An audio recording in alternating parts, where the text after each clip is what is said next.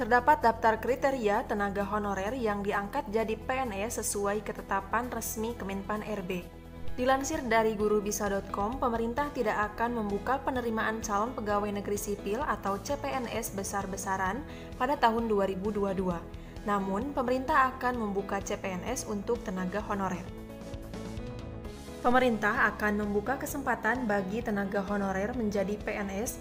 Hal ini menyusul kebijakan pemerintah yang menetapkan dua jenis pegawai pemerintah, yakni PNS dan pegawai pemerintah dengan perjanjian kerja atau P3K.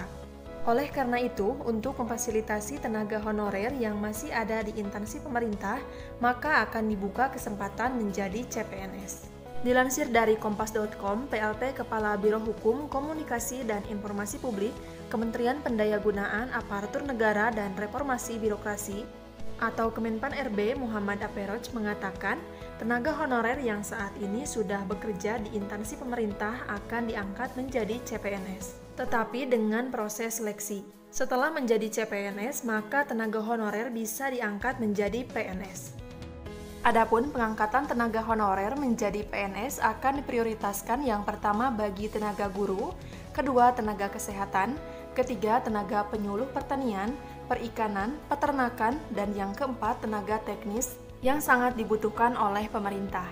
Muhammad Aperoj mengatakan kepada kompas.com pada hari Kamis tanggal 20 Januari tahun 2022, pengangkatan tersebut akan dilakukan melalui proses seleksi CASN. Beliau juga menambahkan mengacu pada PP 48 tahun 2005 tentang pengangkatan tenaga honorer menjadi calon pegawai negeri sipil, terdapat sejumlah hal yang perlu dipahami terkait pengangkatan honorer menjadi CPNS tersebut. Tenaga honorer yang akan diangkat menjadi CPNS adalah mereka yang memenuhi kriteria usia dan masa kerja.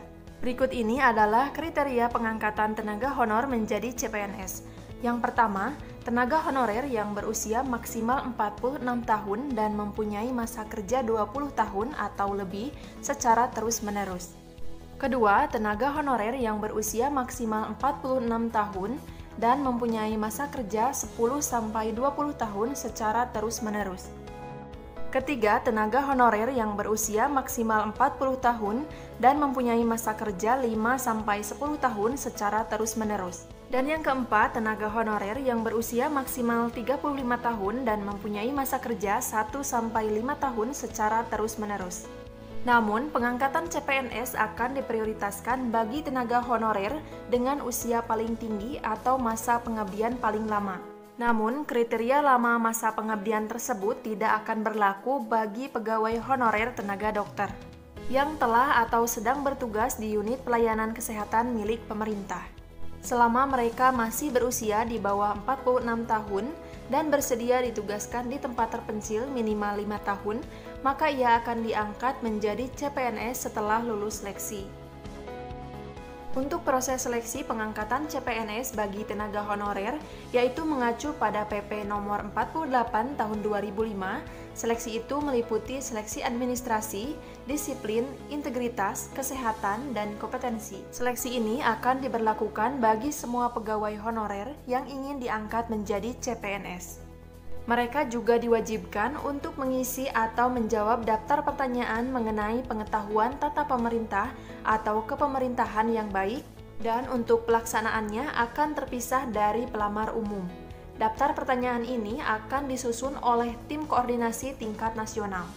Mengacu pada ketentuan yang ada di PP 49 tahun 2018, selain diangkat menjadi CPNS, pegawai honorer juga mungkin akan diangkat menjadi P3K.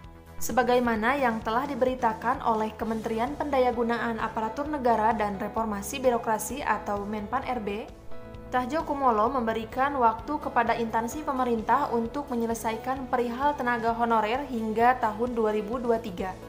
Dan untuk memenuhi kebutuhan penyelesaian pekerjaan mendasar seperti tenaga kebersihan atau cleaning service dan tenaga keamanan atau security, disarankan untuk dipenuhi melalui tenaga alih daya atau outsourcing dengan biaya umum bukan biaya gaji. Itulah informasi mengenai pengangkatan CPNS dan P3K untuk tenaga honorer. Bagaimana? Apakah Anda tertarik untuk mendaftar dan sudah memenuhi kriteria tersebut? Penjelasan lengkap mengenai honorer yang tidak dipakai lagi di tahun 2023 itu sudah pernah saya bahas di video sebelumnya. Silakan Anda bisa mengkliknya di link video di atas ini. Atau untuk informasi lebih lengkapnya mengenai CPNS dan P3K tahun 2022, sudah sering saya bahas, silakan Anda bisa melihatnya di playlist CPNS dan P3K tahun 2022. Supaya tidak ketinggalan update informasi selanjutnya, jangan lupa untuk mengklik tombol subscribe dan nyalakan tombol loncengnya. Terima kasih, semoga bermanfaat. Wassalamualaikum warahmatullahi wabarakatuh.